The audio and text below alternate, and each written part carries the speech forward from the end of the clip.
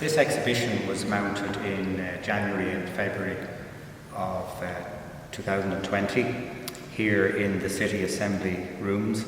It's a collection of fragments, Dublin fragments mainly, from different buildings that mostly have been demolished or in some way altered over time. So we've quite a variety. There's fan lights, door cases, details from staircases, plasterwork, decorative ironwork, and so on, some of which we'll see now as we go. Yeah, I was born in 1955, so in the 60s I would have been quite a young kid growing up, and one of the most shocking memories at that time was the blowing up of Nelson's Pillar. And because in the 60s things seemed very static, and it seemed as though things were the same and would always be the same, and that buildings, Dublin looked the same. There was very little destruction really at that time. Here we have a collection of tread ends or brackets from the ends of a staircase, and you can see there's quite a deal of variety just in these few here. The older ones tend to be just hand carved and in quite bold relief, but of course over the years they've been painted so much that the detail gets obscured. The later ones, I suppose, they were more easily or cheaply produced. They added a gesso ornament, so we can see on that creamy one there's gesso ornament added. That's from Rosemount in Clonskee at the back of Belfield. The one above, the maroon one, is from 15 Parnell Square, so perhaps 1750-60 period. And the green one underneath is from St. Stephen's Green West. Over here we have some more interesting brackets. The curvy one here you can see was specially made to go around the bend of the stairs, maybe where it turned on the landing. And the one above it is from Cork, an 18th century house near Minnan Bridge in Cork. You can see where the paint has been stripped off on some of these, and it shows very nice detail indeed, carved sort of acanthus leaf and scroll. And in one up here we see how the background has been kind of stippled to give a three-dimensional look to the bracket. This one is particularly interesting because we can see how the carver has sketched in pencil the roughed out in pencil what the design might be going to be like for the decoration. I think it's an interesting question is when does a collection become a collection? And I think when you have enough items that you can compare different styles or types or so on, then you've really been bitten badly. It's become a collecting disease, and then people get to hear that you've got a collection and they say, oh, you might be interested in that, and so things multiply quite quickly. Well, I'd like to see it housed someplace, and obviously more or less on permanent display. For architectural fragments, there's definitely a role in the teaching of how things were made, for people to understand how they're put together. It could be used in training as well, perhaps. Dublin was once full of houses with timber panelling throughout, really, you could say, all the way up the stairs into the main rooms. And above the panels, the cornice was usually made of a composite series of mouldings, and then little dentils like this added on at the end. So you can see it would have stood against the wall like that. That's another corner, a cornice that ran into the corner. In some ways quite simple, but in another way quite a lot of work. And of course they were always painted, as we can see here. Partly I was involved with Antashka and the Georgian Society early on, so we would hear through the planning process, we might have objected to a demolition and often been unsuccessful in stopping it. So you'd know that it was imminent, but you wouldn't know what day they were going to begin. So you would turn up, say, to St. Stephen's Green, where the shopping centre is, and if some of the demolition contractors were friendly and would let you ramble around, and some were decent, some of them had to be given a few bob to soften them up a bit. Others just didn't care, they could take what you liked, they didn't care. A lot of them were in a hurry, they wanted the place gone. I mean, the amount of beautiful stone smashed up, and not to mention all the decorative features in the row. Another practice where you had a house that was going to be demolished, to get rid of it quickly, they'd set fire to the house. So they'd burn all the timber, and then they were just left with a masonry shell, which they just drove a bulldozer at it. I mean, nowadays you wouldn't even be allowed to light the fire. But I remember standing on the steps of Newland's house, and there was a fire burning, and the fire brigade came up and asked me, was it a controlled fire? It was quite cowboyish, the whole thing, and a lot was lost, obviously. But people like Jeremy Williams and some of the architects would have known that there were quality ceilings, say, that were going to be lost. I mentioned one or two there, like Johnstown Kennedy, and so they made their business to have them salvaged. Or Jeremy had wealthy clients who would pay to have it re-erected in their own house, like out of Ballyorney. This is a very standard Dublin door case frame with these lobes or shouldered architraves, and we have the shoulder repeated here at the bottom, which again is a very unusual, or well, perhaps a feature unique to Ireland and to Dublin. But these were made of pine, of course. This particular one is from South Frederick Street. And I travelled around on a motorbike in those days, which was limiting in as much as you couldn't. I have carried fan lights in the back of a motorbike, believe it or not. But, what a sight. But a bit tricky. But yeah, you'd have to borrow a car, obviously, for bigger items. But the advantage of a motorbike, of course, is you can get all over the place very fast. This is from City Hall, which is quite interesting. Again, the egg and dart carved in Portland stone. How did you come by that? That was probably came out of the skip because I was living next door. Yeah, it's very deeply cut, isn't it? Yeah, very. And actually, these little details, little samples of chair rails. We have an interesting collection. So some of the earliest ones are these very chunky ones here. So this is from Allenton in Tala, an interesting old house from the 1740s. But again, sadly, was demolished on New Year's Day in 1984, I think. So this is another chair rail from number 2 Palace Street at the entrance to Dublin Castle. But it's basically made of 2 elements, as you can see there. And the date would be probably about 1760s. I suppose what it teaches you is that there was great skill in the makers, even in quite modest buildings, and that there was, even in the joinery and the simple construction of the buildings, and that often they were very well built. And of course, it was marvellous if you discovered some interesting relic where the person had left their name obligingly on the back of a piece of wood or something. These newel posts, they're not newel posts, they're balusters, yeah, exactly. They're lovely, I think, because they're so classical in the sort of fluted Doric, and the one on the left is from Mantua House in Roscommon, and the one on the right is from a church, from the gallery of a church in the Midlands. But you can see they're very beautifully made. So now we're looking at a very early jamb, or if you like, the side architrave of a window from Ayr Court in Galway, which is a very remarkable house, probably built sometime after 1660. And what's interesting about this piece is you can see the egg and dart moulding and the little beaded moulding here.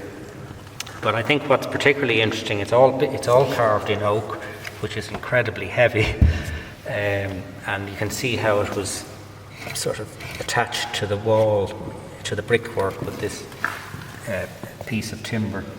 But what's particularly interesting is this is a very early example of the classical decorative language, if you like, being used in an Irish house. Because here we have another oak mullion from Turvey House, which I just mentioned a minute ago, but it's not particularly decorative, but you can see it's the transition between a stone mullion that you get in a castle and a timber window. So turning then to these stair details, the charred baluster there is from Kilmacurra in County Wicklow, and so is the little, you can see it's burnt as well, the little boss with the carved rose, I suppose you could say it is perhaps. What about your experience of Kilmacurra and Wicklow? Yeah, I mean that was, obviously there was very good intention to restore those buildings, but as you said, 2 fires, accidental. I suppose it could all be put back, and hopefully will be all put back. But for many years that building was just lying open to the elements, and people were wandering in and salvaging bits and pieces. Kilmacurra is also very interestingly documented. Quarters have survived, so we know it was built in the very early years, early 1700s, and the accounts for the staircase survive. It's of a style that is also found in Dublin City. So this half mule post is from Bachelor's Walk in Dublin, and so is this one over here. Do you see? Sorry, I'm moving around too quickly. They're all in pine. Pine, okay. Yeah, except this one now. This is again from the church actually, and that's in oak. So another newel post from Mantua in Roscommon, and again very nicely fluted, a Doric pillar, and you can see the way the stairs was actually made here, the way the handrail was jointed into the newel post. Yeah, so this is a rather attractive piece of hand-carved fretwork. It's from a staircase. You know, the panels that would run across under the landing, but you can see it has an English rose in the middle of it. These are little stay holders for the flagpoles from the custom house. So in other words, that would be hammered into the stonework and supported flagpoles. And this bracket is interesting because that was used to hold the stonework together in the custom house, and of course it eventually led to terrible problems because the iron got wet and expanded and caused the stone a lot of damage. So all of these nails came from 2 Palace Street, and they were used in the structural part of the building, but they're all handmade, clout nails, but so it would have been made in a forge. To slightly deviate to slates, these 3 slates are quite unusual because these 2 little ones were originally held in place by little oak dowels or pegs rather than nails, and this one is from Buncrana Castle in Donegal, and the whole roof was covered in these tiny little slates with pegs, so it was very appealing, very attractive looking.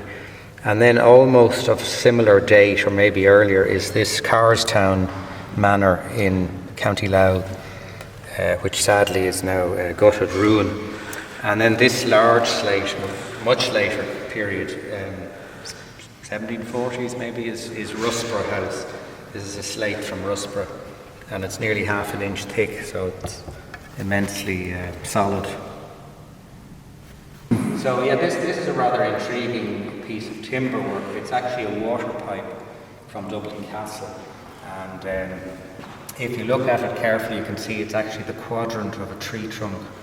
It's a quarter section, probably elm, or maybe pine, I'm not sure, but it's remarkably well preserved considering its possible age, you know. Moving on to some of the plasterwork, here is a piece of cornice, solid freehand cornice run in situ, and it's from Johnstown Kennedy, a very impressive house, sadly demolished in the 1980s, and part of the ceiling, or one of the ceilings, was retrieved and is re-erected in Stephen's Hospital.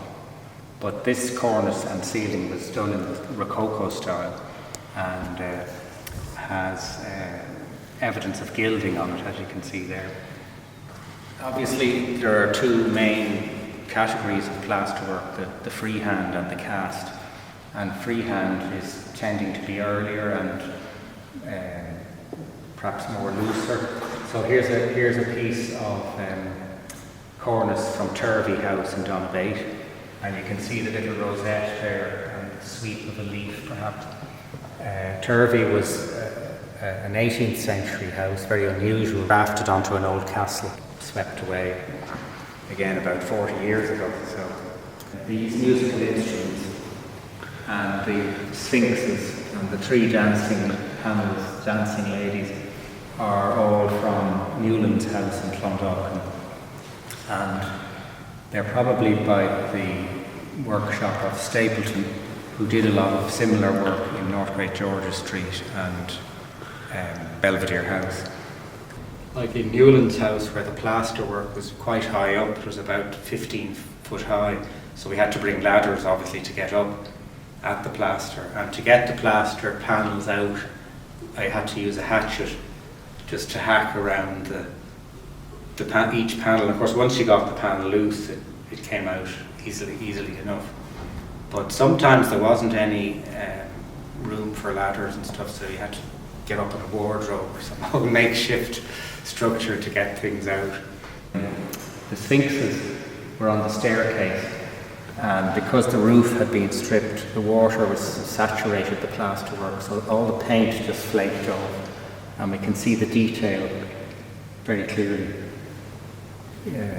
Whereas in the ballroom we have the dancing figures with the musical instruments in between, and these swags in fact were part of the arrangement as well.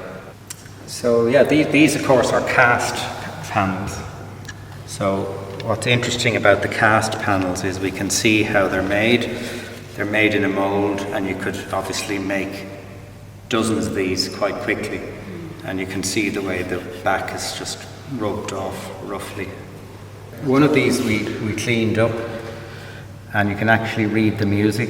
My brother, who's a musician, said he could actually play the notes on the piano. There was, a lot of interesting houses on the quays were demolished, the whole of Eccles Street, Stephen's Green, a lot of demolitions. So all of those, and sometimes I just wished I'd taken more and been a bit more greedy in my collecting, Fragments from freehand ceilings in Dublin. So this one is from 15 Parnell Square, and it's a peach or an apricot, and you can see the little wooden armature. So when the plaster was set, it would be just stuck into the wet plaster of the ceiling. And then we have other ones here, like these little ones, which were from a ceiling in St. Stephen's Green West, and you can see a bit of gilding on this one. Again, there's so many varieties, little roses and petals, and this is a rather nice one. Again, we see the little wooden armature. One person I met, and we were talking about Corbella's house. That's the old, at Collinstown, Dublin Airport. I don't know if you remember, there was a nice Georgian house out there, and it was demolished to make way for Terminal 2. So I met this guy, and he said that he'd made a photographic record of the house, and he said, sometimes the record is more important than the building itself. So I said, I've never heard such bull in all my life. And I said, that's like saying the menu is more important than the meal, you know. But, and just finally then, the little head up here is from number 60 Stephen's Green, from a Rococo ceiling. And it's such a realistic face that you would wonder, was it perhaps modelled on an actual person who was there. Yeah, sometimes getting chased out by certain demolition contractors or architects, irate architects. Yeah. Well, they mightn't have been that favourably disposed because we might have, you know, exposed what they were doing in the newspapers or objected to them in the planning, so that if they met you, they mightn't be too happy. As I'm sure you're aware, there were road widening plans for much of the city, which meant demolishing whole streets and all of the quays. So, I mean, I think they regard people like us as cranks and nuisances. And Do you think that architectural craftsmanship is sufficiently valorised by society? Probably not. Yeah, I mean, there's a lot of shortcuts get taken. You know, even when people restore old buildings, you know, and they say, well, we're stuck for a skirting board, well, we'll just go down to Chadwick's and get whatever's convenient, you know. So, yeah, it's people enjoy it when it's done, and I think they do appreciate it when it's done well. But perhaps getting people to do it well always can be a challenge.